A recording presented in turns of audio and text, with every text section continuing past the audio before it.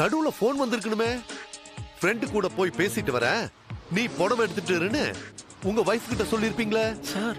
நியாயம் கேட்டு வீட்டுக்கு வந்தவள போட்டு தள்ளிட்டு மறுபடியும் வந்து துணி கடையில ஜாயின் பண்ணிருப்பீங்க.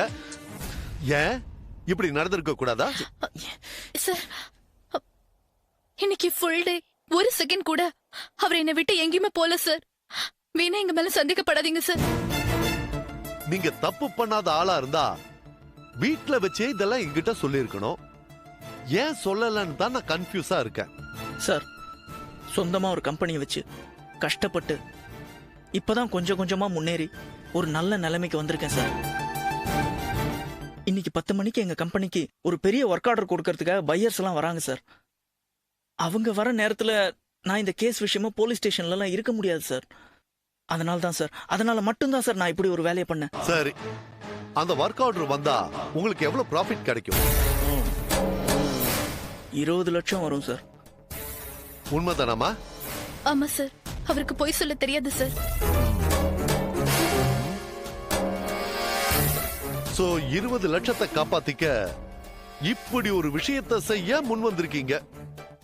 உங்களை இந்த மாதிரி இக்கட்ல இருந்து காப்பாத்துனா எனக்கு என்ன தருவீங்க? மாட்னா 2 பேருக்கும் ஸ்ட்ரைட்டா ஹேங்கிங் தான். நான் பெரிய விட்னஸ். ஃபேன்சியா ஏதாவது ஒரு அமௌண்ட் சொன்னீங்கன்னா என்ன பண்றதுன்னு யோசிக்கிறேன். சார், நீங்க என்ன எதிர்பார்க்கறீங்கன்னு தெரிஞ்சா நாங்க அதுக்கு ட்ரை பண்றோம் சார். எவ்வளவு இருக்கு பேங்க்ல? ஒரு 1 லட்சம் இருக்கும் சார். எனக்கு 10 லட்சம் கொடுத்தா இந்த கேஸ்ல இருந்து உங்களை ரிலீவ் பண்றேன். இந்த ஏரியா இன்ஸ்பெக்டர் பார்த்து சரி கட்டணும், நிறைய சாட்சிகளை கிரியேட் பண்ணணும், யாரோ கொண்டு வந்து பாடியை போட்டதா சொல்ல வைக்கணும். சோ அந்த பணத்தை நாளைக்குள்ள ரெடி பண்ணிடுங்க. சார் சார், எங்க கிட்ட அவ்வளவு பணம்லாம் இல்ல சார். ஹார்ட்ல ப்ராப்ளம், 10 லட்சம் இருந்தா சக்சஸ்ஃபுல்லா ஆபரேஷன் பண்ணலாம்னு ஒரு டாக்டர் சொன்னா இப்படித்தான் சொல்வீங்களா? நிஜமாவே எங்க கிட்ட அவ்வளவு பணம் இல்ல சார். இத பாருங்க, நாளைக்கு காலையில 10 மணிக்கு இதே ஏரியால இங்கேயே வெயிட் பண்ணுவேன். பணம் வரணும், இல்லனா நீங்க பணத்தை கட்டி போட்ட பெட்ஷீட்டை வச்சு உங்களை கண்டுபிடிச்சதா சொல்லி கேஸ ஸ்ட்ராங் ஆக்கி நான் ஏசிபி ஆகி செட்டில் ஆகிற வேலையை பார்ப்பேன். Now the ball is in your court.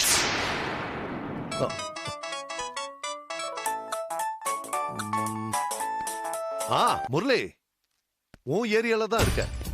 ஒரு மர்டர் நடந்திருக்கு. வரியா? Okay okay okay okay. நான் பாத்துக்கிறேன். ஓகே. இந்த ஏரியா இன்ஸ்பெக்டர் வர்றாரு. நீங்க 2 பேரும் இந்த இடத்துல இருக்கிறது நல்லதில்ல. நீங்க கிளம்புங்க. நாளைக்கு எனக்கு தர வேண்டிய பணத்தை ஏற்பாடு பண்ணுங்க.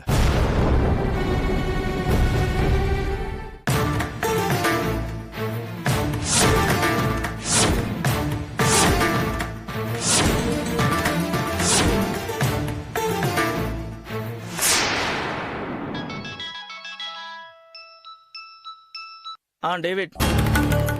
இல்லடா, நேத்து ஃபாரின் பாய்ஸ் மீட்டிங் போயிருந்தேன். பட் டீல் முடியல. ரொம்ப ப்ராஃபிட்டபிள் பிஸ்னஸ் தான். இல்லை இல்லை இல்லை இல்லை, தப்பு என் பேரில் தான்டா. 50 ரூபா பொருள் வாங்குறவனே 1008 கேள்வி கேட்குறான். பிஸ்னஸ் கொடுக்குறோம், கேள்வி கேட்காம இருப்பானா? அவங்க கேட்ட கேள்விக்கு என்னால் கிளியராக பதில் சொல்ல முடியலடா. நான் வேற ஒரு டென்ஷனில் இருந்தேன். அதுவே மைண்டில் இருந்ததுனால என்னால் சரியாக கான்சென்ட்ரேட் பண்ண முடியல. இந்த டீல் போனதுக்கு நான் தான் முழு காரணம். சரிடா, நான் அப்புறம் பேசுறேன். பாய் மச்சி.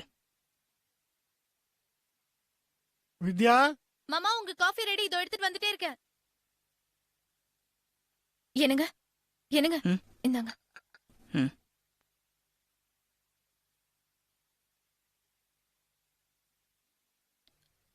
இந்தாங்க மாமா. வாமா.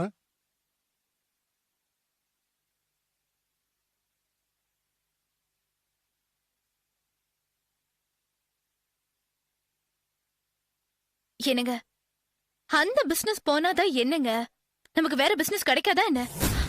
என்னங்க உடம்புல இவ்வளவு சுடுது? தெரியல வித்யா, உடம்பெல்லாம் ஒரே நடுக்கமா இருக்கு. ஜுரம் வந்துடுச்சுன்னு நினைக்கிறேன். தலை வேற சுத்துற மாதிரி இருக்கு. நம்ம நேரத்தை பாருங்க. முதல் வெட்டிங் ஆனிவர்சரி நாள் அதுமா நம்மளுக்கு இப்படி ஒரு பிரச்சனை வந்திருக்கு. ஒரே நாள்ல உங்க அப்பா அம்மா உங்களுக்குன்னு எழுதி வச்ச இந்த வீட்டை அநியாய விலைக்கு விக்கிறதும் என்னால நடந்த எதையுமே ஜீர்ணிக்கவே முடியலங்க. அந்த பொண்ணு யாரு? எதுக்காக நம்ம வீட்டுல வந்து அவ சாகணும்? கொலை வேற பண்ணிருக்காங்கன்னா ஏன் நம்மள மாட்டி விடுற மாதிரி பண்ணணும்னு எனக்கு புரியவே இல்லைங்க. ஏங்க, அந்த இன்ஸ்பெக்டர் யாரும் கூப்பிடாமலே வந்திருக்காரே, ஒருவேளை அவருக்கும் அந்த கொலையில பங்கு இருக்குமா?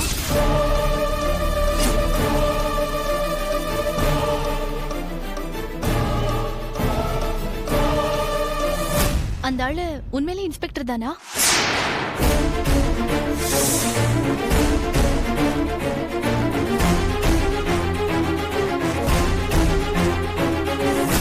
அந்த பெட்ரூம்ல இருக்கிற கேலண்டர்ல போலீஸ் ஸ்டேஷன் நம்பர் நோட் பண்ணி வச்சிருக்கேன். போய் அதை எடுத்துட்டு வா. சரிங்க.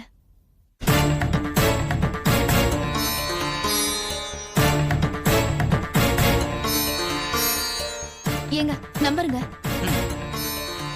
நம்பர் சொல்லு. 2832 2832 6453. 6453.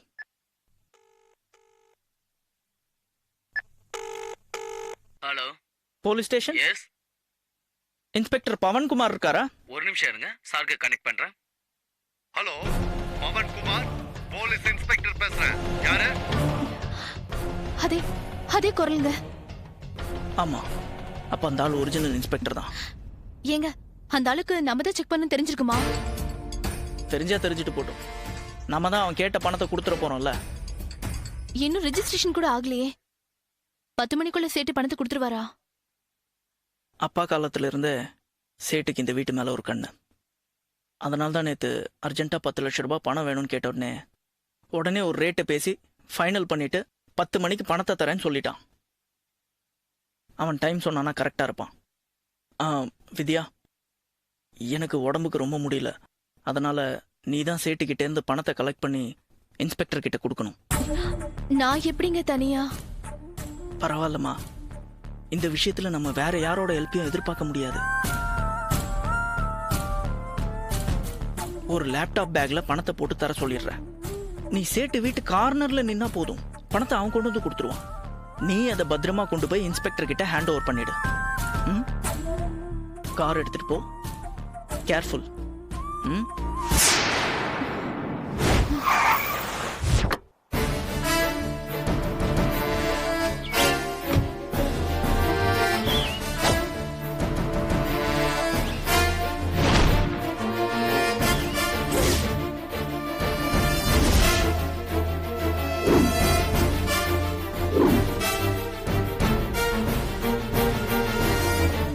சார், வாங்க. இந்தங்க பணம், எண்ணி பாத்துக்கங்க. பரவாயில்ல, தப்பா கொடுத்தா உங்களுக்கு தானே பிரச்சனை. சரியா தான் கொடுத்துருப்பீங்க. ஆமா, உங்க வீட்டுக்காரர் வரல? இல்ல சார், அவருக்கு ஆபீஸ்ல மீட்டிங் இருக்கு. காலையில ஸ்டேஷனுக்கு போன் பண்ணி என்ன கிராஸ் வெரிஃபிகேஷன் பண்ணும்போதே நான் நினைச்சேன் இந்த மாதிரி ஏதாவது சொல்லி சமாளிப்பீங்கன்னு.